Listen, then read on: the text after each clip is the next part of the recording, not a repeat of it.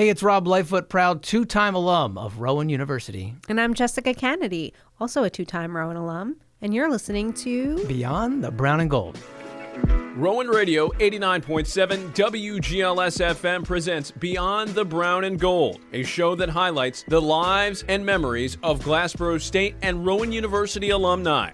Now, here are your hosts, Rob Lightfoot and Jessica Kennedy. On today's show, we have a 1997 alum, Juliet Hahn. Juliet she came in as an athlete, and then she became a radio, television, and film major. She spent some time in the communications area at Rowan, and she was a great time. Yeah, she talked about some of her overcoming of different challenges, which was very cool, and how she really thrived, I guess, in this program. And I say this because we're in the college of communication, but it was great how she's kind of used this to launch a career in podcasting and some other different areas. Yeah, right now she's the Chief Communications Officer at FetTech, and she is a really seasoned professional and developing storytelling and being a podcast host and keynote speaker and content creator. So you listen to Juliet's story and let us know what you think. Let's start because we're on a podcast and you have a podcast. Wait, are we on your podcast or are you on ours right now? Yeah, right. I'm confused. Can you tell us about your podcast and what it's about? I actually have a couple. So I started one in 1999 called Your Next Stop. And it really was kind of where I was in life. I decided to stay home with my children, and they were a little bit older, and I just was feeling like there was something missing. And I was like, you know what? I love talking. I'm going to start a podcast. So it's called Your Next Stop. And I interview people that have followed a passion and turned it into a business. And the thing that was really cool is was exactly what I was doing as I was growing. So I was like talking to people as my kind of my next stop was unfolding. And then from there, I have a segment with the NFL Thread, which I go to the Super Bowl and the Hall of Fame, and I do live shows with them.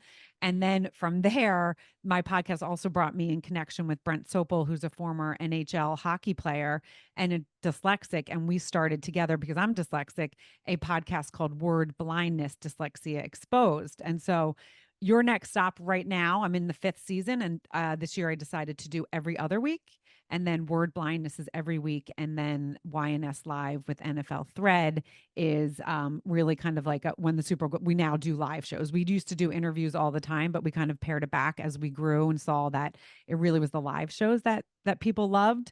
And so those are the 3 segments. So it is my passion. I absolutely love recording and listening to people. My tagline is stories connect us. The more you hear about someone else's journey, the more you kind of feel connected in this interesting way. So We relate to the podcast game. She's in 99. I know, that's amazing. oh my God, I said 1999. Oh my God. Okay, no. No, that's a total lie. Oh my God. So there's my dyslexia. 2019. I do this all the time. Okay, so that's where you'll see my dyslexia come in. Yeah, 2019. I had the 9s in there. It was 2019. Let's talk about your dyslexia, because you brought it up a couple of times. How old were you when you found out that you had it? You know what? I actually, there was knowledge about it in my family. My mom is in education. My dad and my sister both struggled in school, but there wasn't those labels back then. So it wasn't until Rowan, until I was like, I'm dropping out. I can't do this. I was like, this sucks. I hate school and I hated it, but I played 2 sports. That's the only reason why I continued. That's the only reason why I went to college, is because I wanted to continue to play. That's where I got my good feels, from the athletic field. What were the 2 sports, real quick? Field hockey and lacrosse. That's when I was it all came to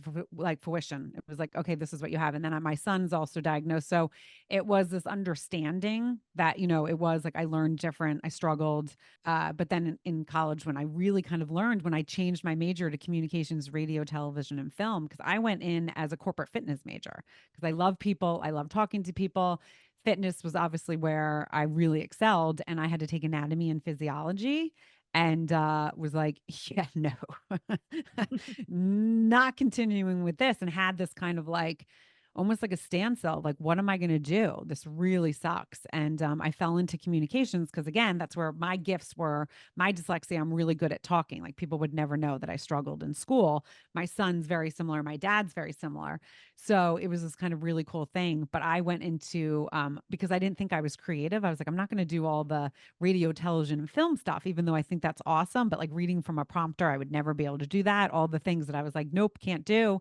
I went into advertising sales. So Mike Donovan had a class and he's like, 5 students will decide like this will be their major. There's only 5 of you. And when he started talking about, I always knew I wanted to move to New York City, loved like the hustle and bustle and the energy of all that. And so that was kind of my path. I went to NatB, which was one of these conferences. I was chosen to do that. Yep. I loved that. I don't want to say anything, but we went twice only because we begged the second time. Wait, tell us what that is for folks like me who don't know what that is. So it stands for the National Association of Television Production Executives. And so Mike Donovan, the professor at the time here at the campus, was very connected. He was on their board or overseeing part of like their internship program. As part of that, he would bring it was a significant amount of students. About 20 students were selected from the radio, TV, film program. But so like you had to apply and you went through a process. And so the 20 who got picked were like the cream of the crop, and you would go to this conference, this national conference every year. It would shift around. The years we went were in New Orleans, Las Vegas, where there would be all of these television executives. So you would get to see, as they're selling their shows to different networks, you would get to see firsthand and sometimes interact with these folks at this convention. And it was a great way to get your feet wet, at least, and see how the industry worked behind the scenes. NatB was like literally I remember just being, and I think it was in New Orleans, and I was like, okay, I loved everything about it. And I can still remember some of the connections that I made. I had so many business cards. And even though I knew I was going to go into the advertising sales, I knew I was moving to New York City. I got a job even before I graduated. I think I got a job like that. Again, I went 5 years because I was on academic probation when I was when I got into Rowan. So I was being recruited top Division I schools for lacrosse. And my grades sucked that bad and I couldn't get my SATs up. So I ended up going Division III and going to Rowan, which all worked out. I mean, it's part of our journey, right? It all worked out. I never looked back and like, woe was me. But my senior year was super stressful. Where did you grow up? Yeah. So I grew up in Morristown, Moorestown. And we were a powerhouse in athletics. So like we won states all the time. So when I entered Rowan, a lot of the girls that were on the team were people that we beat and they hated us. So when I went, that's a great introduction. They were like, which one is Juliet? Like Juliet, my maiden name was Williams. And I was like, that's me. They're like, you scored on us in the finals, you and your sister. And it was like, just breathe. Cause I always had friends. I never like had that like girl hate and stuff like this. And it was like a very uncomfortable, weird, because I didn't have any, it really wasn't where I was going. My mom actually went to Rowan. She's a teacher. And so it was kind of like, I'm going to not go to school in New Jersey. I grew up in New Jersey, but I have to say it was the best place for me. I learned so much about me in my kind of where my brain worked and just so much about how I learned and what my strengths were. There was so much like really cool things that came about from my experience at Rowan.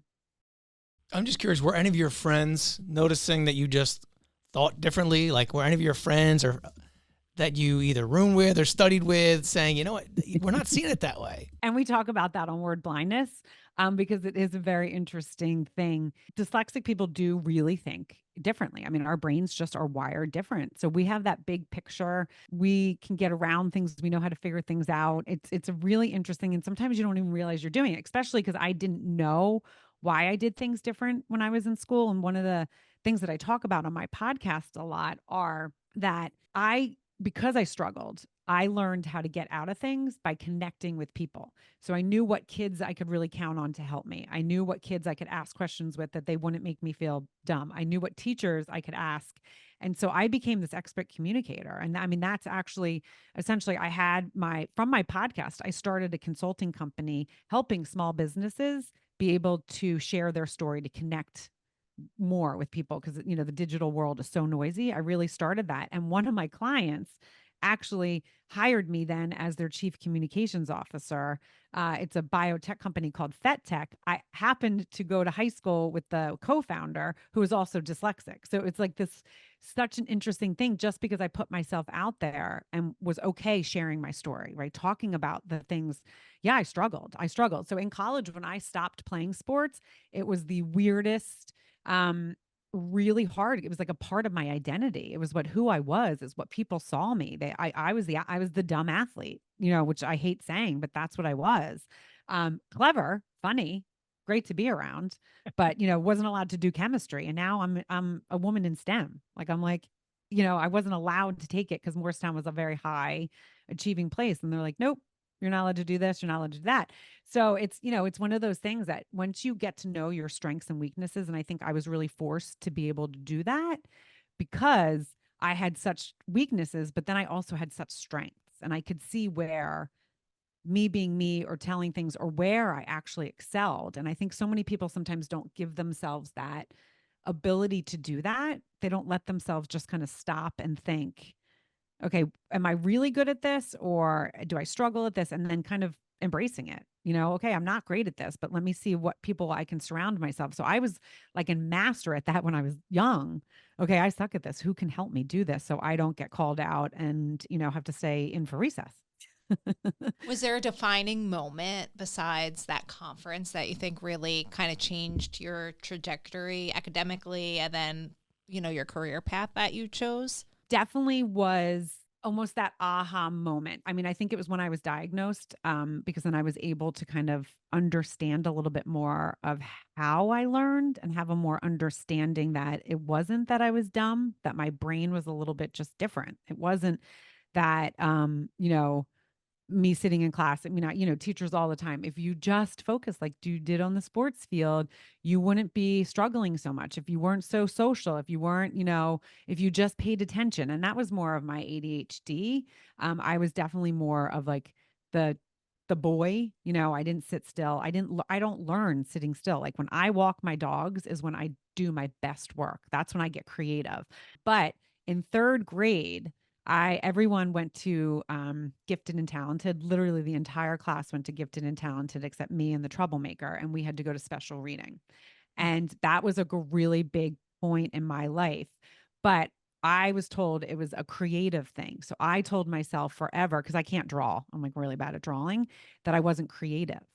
So when in college, when I started being on the radio, when I wrote, like I still have my pilot that I wrote, for the script, being on the radio and being like, oh my God, I can actually do this, right? Like directing and doing all these things and realizing I was creative. But the thing that's crazy is I still always said, even when my kids were little, I'd be like, oh, nope, dad's the creative one. I can't do the arts and crafts. It wasn't until I started my podcast that I was like, wait a second, I'm so creative. This is insane.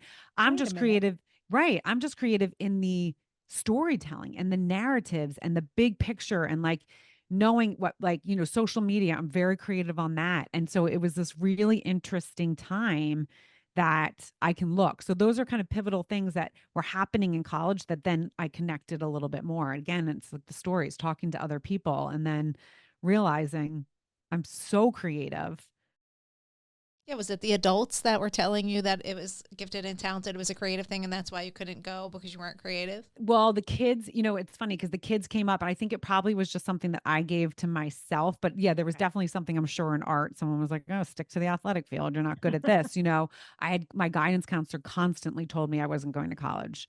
And everyone in Morristown went to college. They were all, I mean, a lot of my friends were Ivy Leagues, so it was like, she would tell me all the time, but I was like a feisty. So instead of it making me kind of shrink, even though there was times where I had a teacher call me retarded in front of the entire class because I read out loud, and dyslexia, it's really hard to read out loud. And I said pubic instead of public and in front of the entire class. And Is that like sixth? That would be the that was ninth. Ninth grade. And what is that teacher's worse. name? No, just kidding. I'm just kidding. No, so my question, I guess, is for this dyslexia side, can you tell us, I know you said your son has it?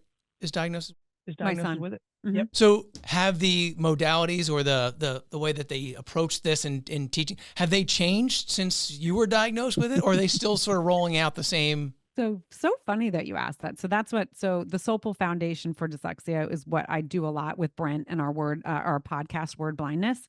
I have been my son's biggest advocate. He actually is going to Newberry College right now, playing soccer, D2 school, playing soccer. But when I tell you the struggles of traditional school, he did go to a school for specifically dyslexia because he was diagnosed in third grade. That really changed his life because it taught him how he needs to learn. We're very odd. Like, so I have to listen to a lot of, like, if I'm doing something, I need to listen to a book. If I read out loud, I have no idea what I'm saying.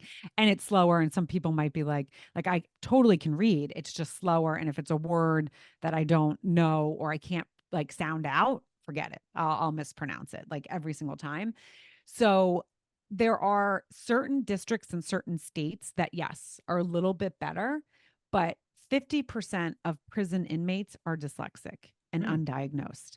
A lot of people are not diagnosed until after because there's so much out there. Like, dyslexics usually have a higher IQ. Yes. A lot of entrepreneurs, a lot of billionaires are dyslexic because they're this big picture.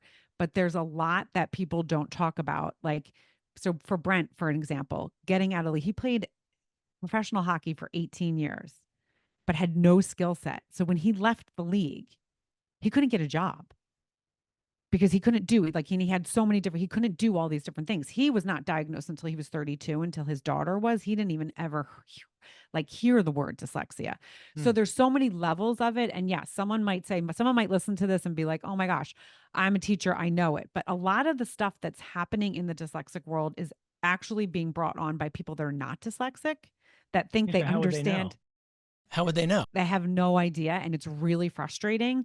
I mean, the fights and all the stuff, like my son is his biggest advocate. He knows what he needs to do.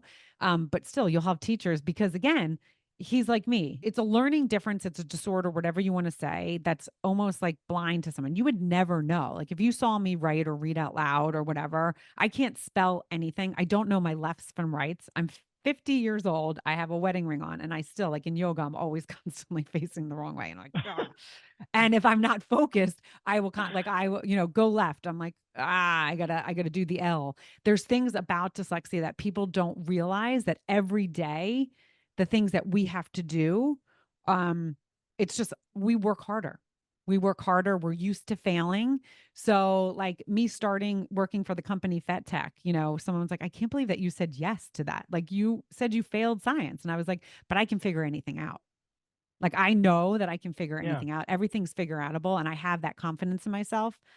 So it's, to answer your question, not really, but yes. I wonder, like, how does somebody like yourself, who said you stopped the sports side and shifted more into, how do you say, all right, that little compartment of my life is done? If you're so competitive, how do you park that competitive side and go into a different direction?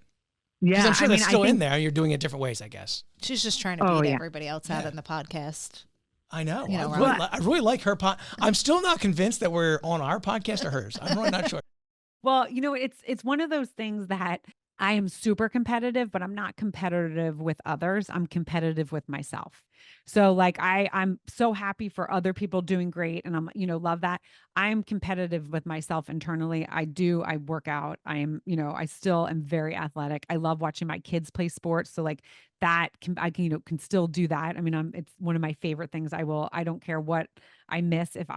I will make it to a game. I just actually flew to Newberry to watch one game because I was like, oh wait, I have like this amount of time that I can actually do that and still get home and, still be there for everyone else and my other children. I am internally competitive, but that's also comes with confidence and knowing myself and growing. I mean, there's a lot of dyslexic people that are not confident. They may have a lot of self-doubt and thoughts in their brain that they're not smart, even though there's times in my life that I have said that to myself.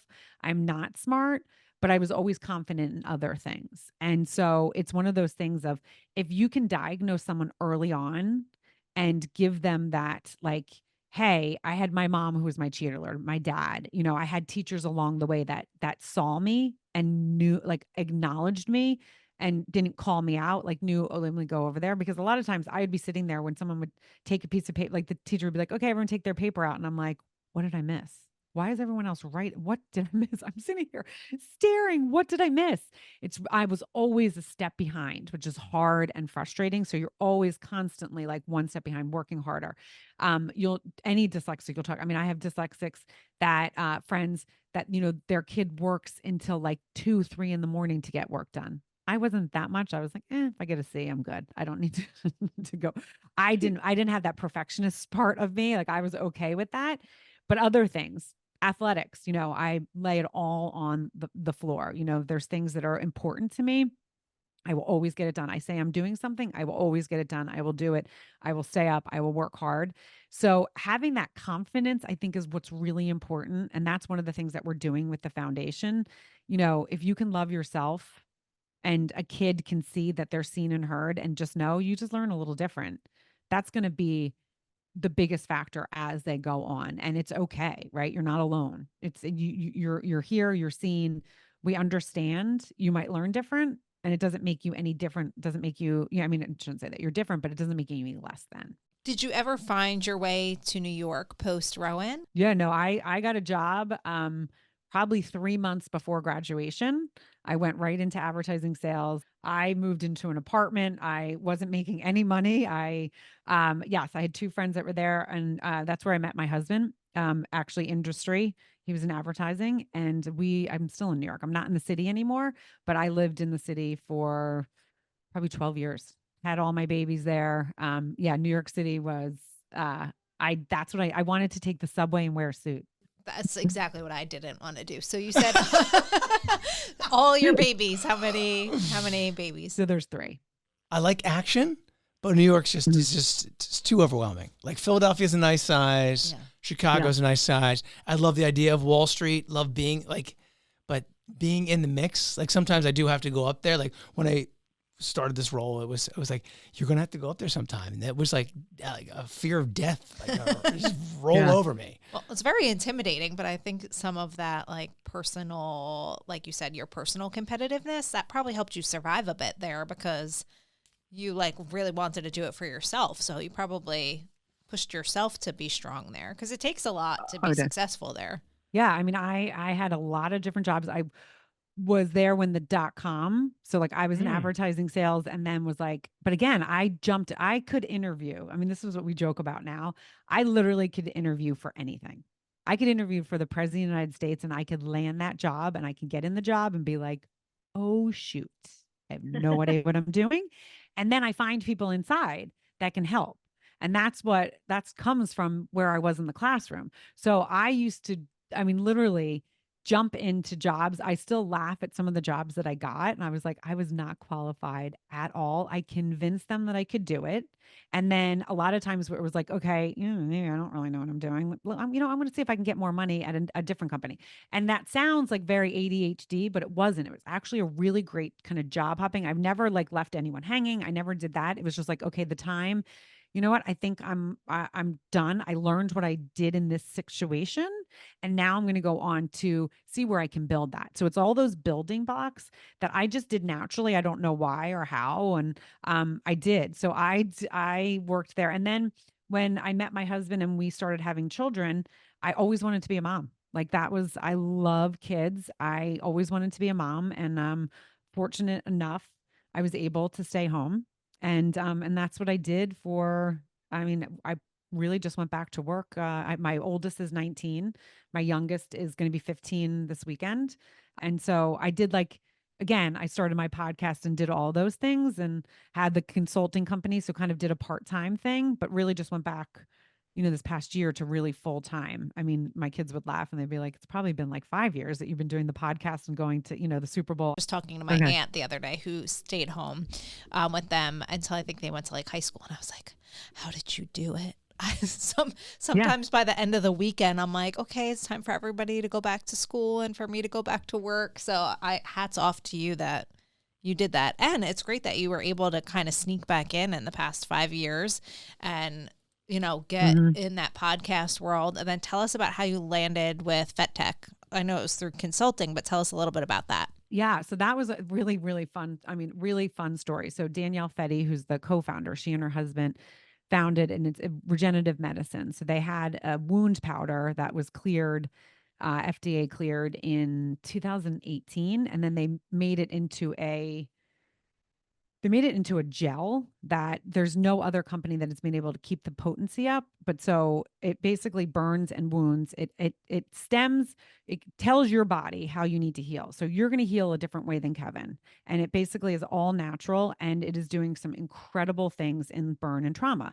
So when they turned it into the gel, we are doing, I mean, we're in clinical trial. I can't even tell you. I mean, there's days that I'm talking to scientists, I'm talking to the government. It is like insanity, but I'm doing all the marketing. We're starting a podcast called Masterminds in Medicine that's going to be out later, where I'm talking to some like top professionals, doctors, people in the FDA, just kind of telling you how this world works, because this is all new to me. And that is one thing, is I am super curious.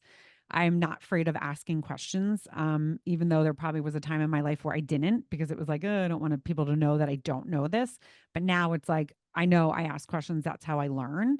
And so when they hired me as their storytelling consultant, Danielle kept saying, I know we're going to work further, and I really think this company needs you. She, again, is dyslexic, was a nurse that then went into medical device sales, but is also really like a patient advocate. That's what the company always say. Like, everyone's going to be a patient. So like, there was 3 things that I said, if I work for you guys, I need to know these things. Like, I'm a huge animal lover. I was like, there's no like animals being killed. And they were like, oh my God, no.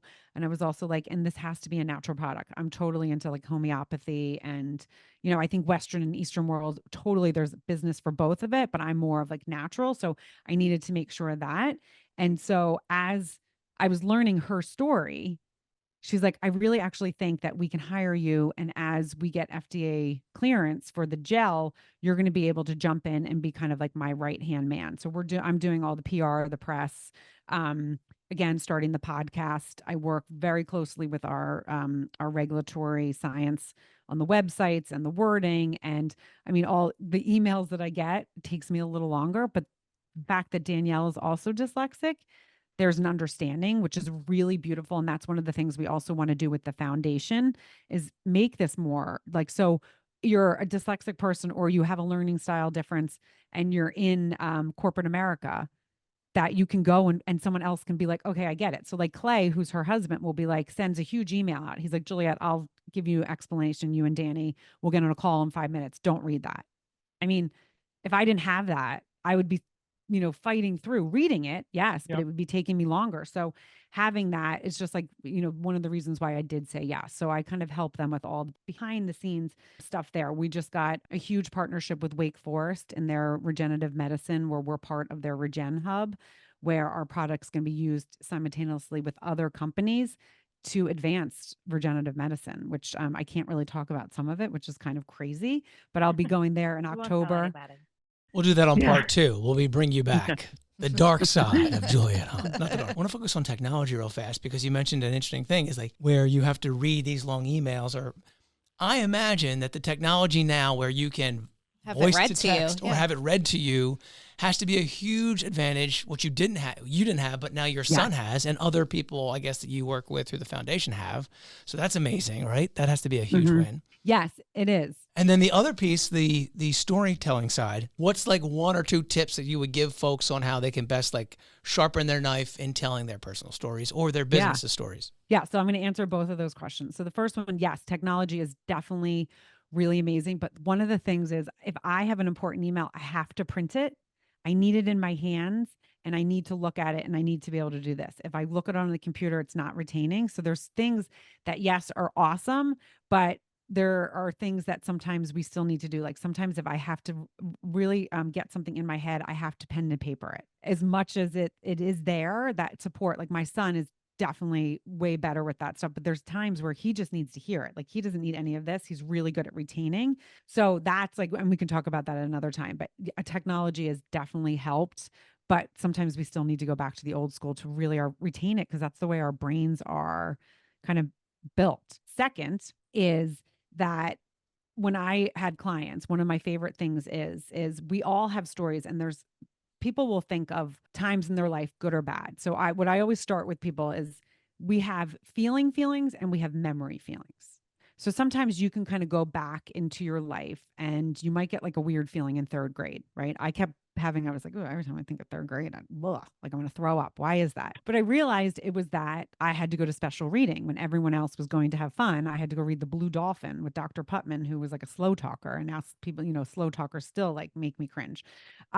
So I always really encourage people to do something, whether it's an exercise where they go on their phone and literally kind of throw up every memory they have. And I also say, listen, we all have trauma. Some people's trauma is a little bit deeper and darker. So if you have that, maybe it's like something you do with a therapist, but if you are okay with it, going either write down everything that you can think of, like go back to your first memory. I feel like people always say, what's your first memory? I don't know. I don't have a memory in my first memory. No.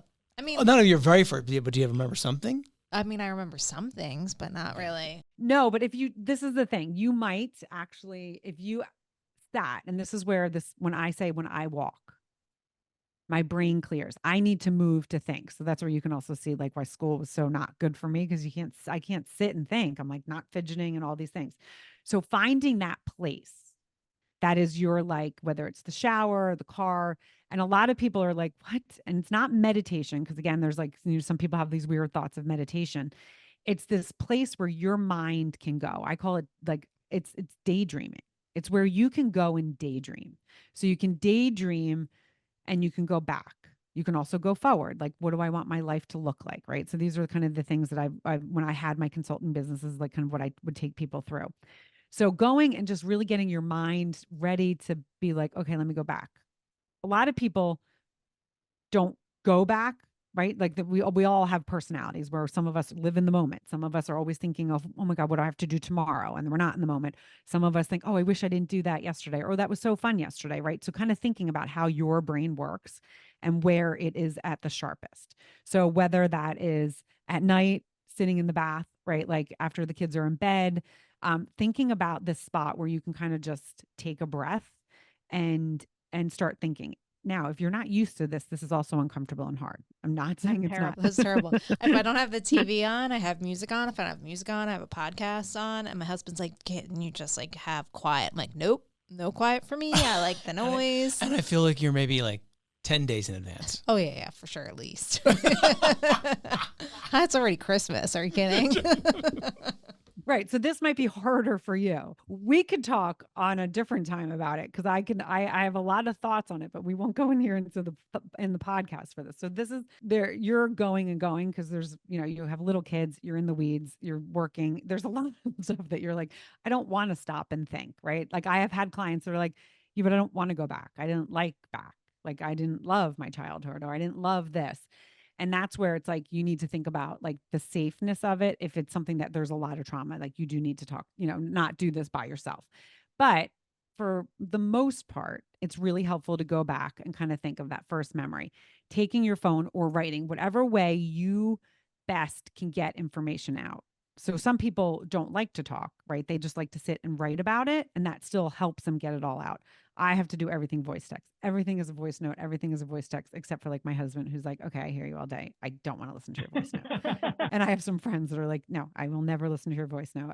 It's too much. We connected via LinkedIn, and I sent her a message after I checked out her LinkedIn. I was like, you seem super fun. You might be a great guest on the podcast. And I've never had anybody do that on LinkedIn, but you voice messaged me. What did you do? How do you voice message? I know. Everyone's like, I've never done that. So on your phone, on LinkedIn, you can leave a voice message. There is a little microphone next to the bar, but only on your phone. You can't do it on your computer. And it's not, I don't do it to be neat or interesting. If I have more than 2 sentences to say, it's way better for me to get my flow out when I speak. I can write it, but it gets choppy, and then it's like, I can voice text it where it puts the words, but then I have to check to make sure it spelled it right. And sometimes, duck will turn into something else, and I sometimes can't catch errors. And so especially if it's a business thing, I don't want to make errors. So voice text, like voice noting, is my best way. And LinkedIn, I will have time and time again where people will be like, That was the coolest thing. I've never had anyone do that to me. I see it right here. Okay, well, yeah, we'll try this out. This is kind of because I love the LinkedIn space. I think it's a great networking opportunity, and I'm gonna voice people. They're gonna be like, well, how'd you do that? Yeah. Some people don't like if there's stuff that's information. I mean, that's like a whole nother podcast. Like me working with the team, we all need to know how we work. Some people are like, okay, I'm out now. I don't remember. You asked me 4 things and I can't find them because it's not in words. So you have to work with people how they best learn and how you best learn to be able to work together. That's a whole nother podcast. But so basically you either voice note yourself in the recorder. Every phone, whether you have an Android or an Apple, has that. It's called a voice recorder. And you can just go in that space that you have, whether it's walking, and don't do it while you're driving because I don't want to get into an accident. It's the last thing you need. But some place that's safe, and just leave yourself and just talk. Talk about your earliest memories, talk about middle school, talk about high school, talk about your family, your parents, your relatives. Again, some of this might be sensitive to some people, but you could talk about the good times and the bad times. It is a really important exercise for anyone that wants to grow, period. If you're stuck in life, if anything, and it is not easy. So I'm not saying this is easy at all, but it is a really important thing to do. So you either do that or you write it. And then as you're doing it, you're going to have times where you're excited about something and you want to write more. And you're like, oh yeah, I want to think about that more. I'm going to ask someone about that experience. I've just had this memory. Or you're going to have times where you're like, okay, something happened here. I don't love it. I need to kind of dive into it a little more. And that's where the memory feeling. So you might have a memory where visually you have it, but sometimes you have a memory where your body feels it. And so those are 2 kind of things to distinguish and then kind of dive into them a little bit more. So what I would say with my clients is and the reason why, when I did podcasting and why I went into storytelling consultants, because I would have guests time and time again say to me, I felt so good on your podcast. Like you asked me questions that no one asks. And they're like, do you prepare? And I'm like, no, I can read people so well. And that is part of my dyslexia. So I can tell when someone's like a little like, ooh, I don't know where to go with this. I know how to change, the direction or get a direction where they're more comfortable in expressing what they want to say. That's a lot of times where clients would hire me. Like I have this part of my life that I know I should be bringing up, but I don't know how to talk about it. And then or I can feel, oh my gosh, they love this. This is where we're going. And I'll just ask questions there. And that's where stories connect us. When you hear someone getting excited and passionate about something, you listen more. And so those are the kind of the 2 exercises I would say to people, especially if they, they don't have the money or the funds or whatever, they're not looking to hire. And I don't do this anymore. I just also want to say that I'm not I now don't do this, but this is what I did do in the past. And if anyone does have any questions, I'm happy to answer hey, these are the kind of things that you can do. This is what if you do want to work with someone, this is what you want to look for in someone. And it's just that conversation of finding the things that you really love to talk about. So I'm sure you guys have had people on your podcast that want to promote something. And it's kind of like, ugh, and it's nothing exciting, but then you ask them something about their life or you get into something and you feel them just get excited. Like if you're selling something or you want people to read your book, don't talk about what you're selling. Talk about yourself because that's where people are going to connect with you.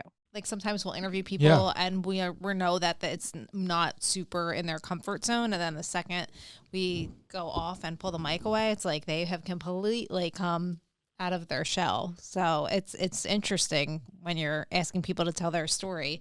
Sometimes they can't do it in front of the microphone. It's a little intimidating. Yeah. So with all the stories that you have been, on your different pods and such that resonate with you, is there one in particular that really hit home for you? It's an interesting. I mean, Brent's story. Definitely, with the dyslexia and being a professional athlete and then going into the field and not having that, I scream for professional athletes that don't have the direction afterwards. If they don't have the skill set, why are we doing that as a society? Right.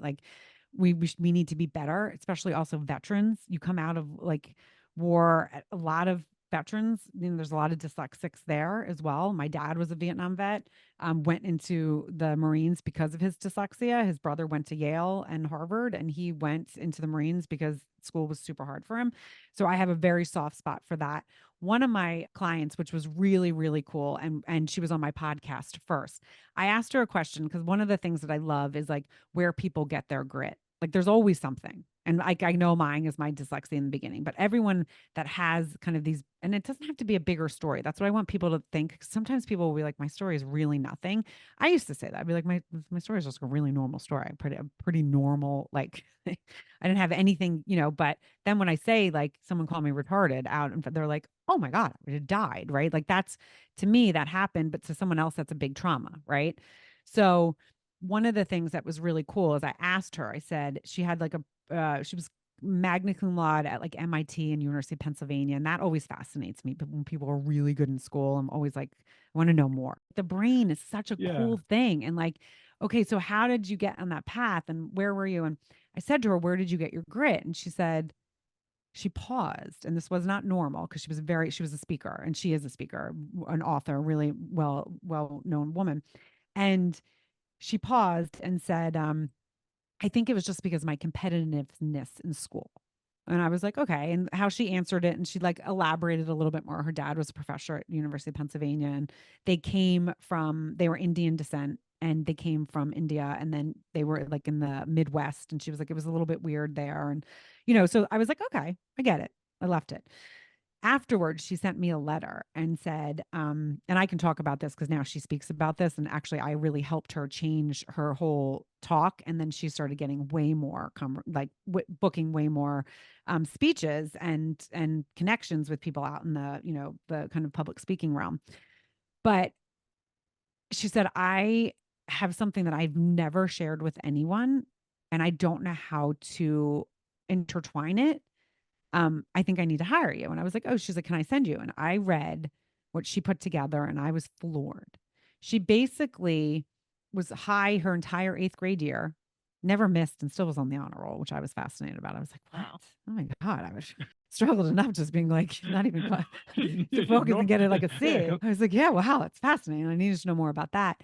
They lived in the Midwest. She's like, she was the only brown person. She hated her name. So she used to call her, like, she told people a different name. She was an only child. And when her parents moved to the Philadelphia area, her dad was a professor at UPenn. And he bought a house that ended up actually being like a lemon and draining all of their money. Parents ended up getting into a really bad situation with their lives. The mom became an alcoholic, and she basically became a drug addict and tried to kill herself at 13, and was in gangs, like was getting arrested. And I was like, what? I was like, wait a second. I was like, okay, just pause. I was like, I'm fascinated. I'm sorry that all happened to you, first of all. But second of all, how did you then get to MIT and University of Pennsylvania? And how have you never spoken about this? And the one thing I said to her, and she's like, wow, no one's ever said that. And yes, I need to think about that. I said, okay, all your talks, like she worked in a lot of corporations. She actually had a really big job and then ended up in corporate real estate, did a lot of finance stuff, and then packed it all in and opened up like this travel thing in the Azores, like really cool. Right. So there was like this really cool conversation. And I said, when you're doing your public speaking and talking to like international companies about leadership and how you kind of packed it all in, because you were like, she was basically, her stress levels were insane because all she wanted to do was get better, because that's where she was acknowledged, her grades, right? Even when her parents were struggling and kind of drowning, she was getting good grades. So she was worthy. People saw her, the teachers, even though she was, stoned the whole time, people saw that's where she got her good feels, was school. So she constantly saw, if I don't achieve this, I am not worthy. So she kept trying to do this in the corporate world, basically then packed it all in because she was like, so sick. So I said to her, when you're doing your public speaking and you're talking about all your accolades and all, she's such a beautiful speaker, but do you ever realize that like people are maybe like drifting off or looking at their phones or not completely engaged? I said, because listen, if I was in the audience, I love the way you speak, I love everything you say, but there would be a disconnect. So yeah, they can't see themselves. Compare. I said, right. And I said, the fact that like, even that your parents got divorced and they went through struggle, like there's so much. And there was part of her, she's like, I don't want to talk too much because my parents are still alive and they're doing great. Basically, her dad got remarried after she tried to commit suicide at 13. She moved in with her dad. Her mom got better. They have a great relationship now. She went to a private school, became like a track and soccer, and then found herself and cleaned herself up and then went on this, this route. She's like, it wasn't easy, but I did it. And I said to her, if you actually start the fact that you said that you didn't want your name because it was an Indian name in the Midwest and you changed your name to Karen, like, why don't you start? And we basically rearranged her whole speech. And she was like, oh my gosh, I can't even tell you the change and the engagement. I was like, yes, people are going to be sitting there going, oh my gosh, the woman standing in front of me, all what she did, this is the life that she had. And anyone can relate to the struggles and trauma. Anyone, it doesn't matter what level they are, but we all have it, right? Again, we all have trauma. We all have struggles. We all have things that we're down, whether it's, depression, anxiety, we all have something. Like, no one has like a clean path. And again, there's levels to it all. And that changed her, literally her business. And that was really cool. Actually, so her name is Rimi Chakraborty, and you can find her on LinkedIn, RIMI. She would actually be dying that I'm sick, but like not dying because she's got a book that like basically like it talks about women leaders and not just women, but men too, and how to like make sure you're not killing yourself to like for these achievements. She's a coach now. Like she does really cool things. Like she's the most beautiful, and that she lives in the Azores, which is an island off of Portugal. I got to meet her in person for my 50th. We went not just because of her, but I wanted to go see the Azores. And so that's where we went. And I got to actually meet her in person. And she got to meet my family, and I got to meet her husband. And it was like so big. And she found me, I think, on LinkedIn.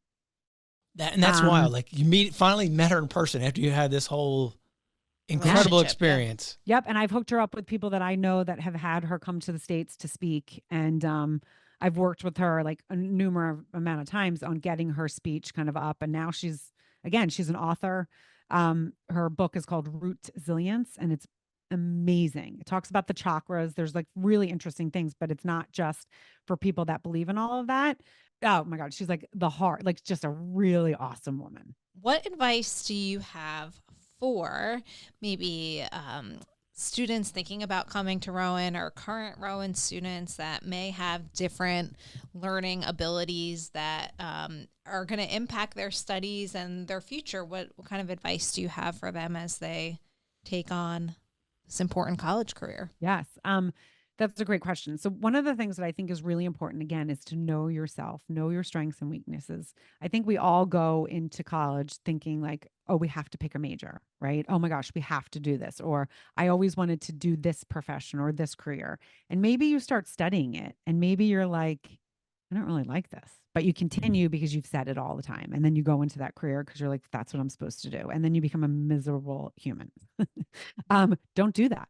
Don't do that. That's great, but super good advice. Very direct. I mean, seriously, you have feelings and you get them more than once a month about, I don't know that I'm on the right path.